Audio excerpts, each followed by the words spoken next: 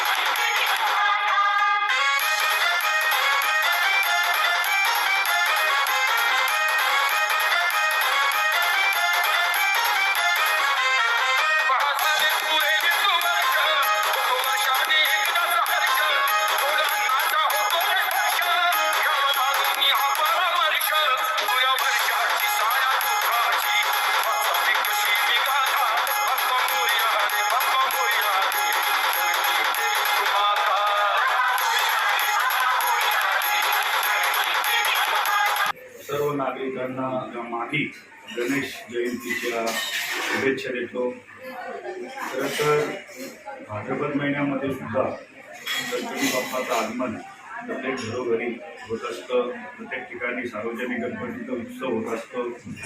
खरं तर गणपती बाप्पाचा ज्या वेळेला आपल्या घरी आगमन होतं त्यावेळेला वेगळ्या पद्धतीचं वातावरण त्या घरामध्ये तयार होत असतो। सर्व नात्यातली लोक, सर्व सर्व परिवार एकत्र असतो आणि आपण गणपतीचा सण त्या ठिकाणी आपण साजरा करत असतो। खरं तर भाद्रपद महिन्यामध्ये सुद्धा अनेक ठिकाणी गणपती बाप्पाचं आगमन होत असतात, घरोघरी गणपती येत असतात, सार्वजनिक गणपती मांडत असतात। तो क्षण आज खऱ्या अर्थाने आपल्याला माघी गणेश उत्सव निमित्ताने आपल्याला या ठिकाणी आपल्याला बघायला मिळत। आज माघी गणेश उत्सव सुद्धा गणेश जयंती हे प्रत्येक गावामध्ये जवळजवळ 15-15, 20-20 ठिकाणी घरगुती गणपती मांडत असतात। खरं तर आपण याचा जर विचार केला पाहिजे की आपण ज्या वेळेला बाप्पाकडनं काहीतरी मागणं मागत असतो, ते मागणं आपला बाप्पा पूर्ण करतो। म्हणून काही लोक देवाची प्रार्थना करतात आणि माघी गणेश उत्सवाच्या निमित्ताने बाप्पाला घरी बसून त्याची 3 दिवस पूजा करत असतात। हाच क्षण खरं तर मीही आमचे परिवारामधून देवाकडनं काहीतरी मागणं मागितलं होतं, म्हणून त्या निमित्ताने या ठिकाणी आम्ही गणपती बाप्पाचा गेले जवळजवळ 15 वर्षे झाली मी गणपती बाप्पाची 1 दिवस या गणेश जयंती निमित्ताने, माघी गणेश जयंती निमित्ताने आमच्या प्रोजेक्ट परिवाराच्या वतीने आम्ही त्याची भावपूजा करत असतो आणि सर्व वातावरणामध्ये हे क्षण 1 दिवस आम्ही साजरा करत असतो।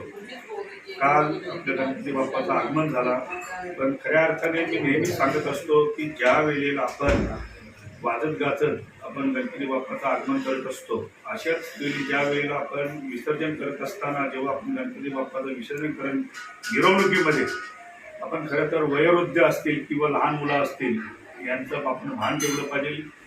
जर फटाके आपल्याला वाजवायचे असतील तर लहान मुलं आणि वयोवृद्ध मुलं बघून ते फटाके वाजवले पाहिजे। आणि खरं तर मी नेहमीच बोलत असतो की गुलाल हा बाजारामध्ये केमिकलचा गुलाल आणि निव्वळ रासायनिक पद्धतीचा गुलाल या बाजारामध्ये आलेला आहे आणि गुलाल न ठेवता जर आपण अबीर घेतला आणि अबीराच्या आणि फुलाच्या फाकल्याने जर आपण वाजत गाजत जर गणपती आपण नेलं तर तिथे खऱ्या अर्थाने आपल्याला चांगल्या पद्धतीनं आपल्याला एक आनंद मिळेल. आणि आज या ठिकाणी आमच्या परिवाराच्या वतीने आम्ही या ठिकाणी गणपती बाप्पाचं 1.5 दिवसासाठी आगमन केले. अनेक मित्रमंडळी अनेक पाहुणे या ठिकाणी दर्शन घेऊन गेले आणि खूप आनंद वाटला. धन्यवाद.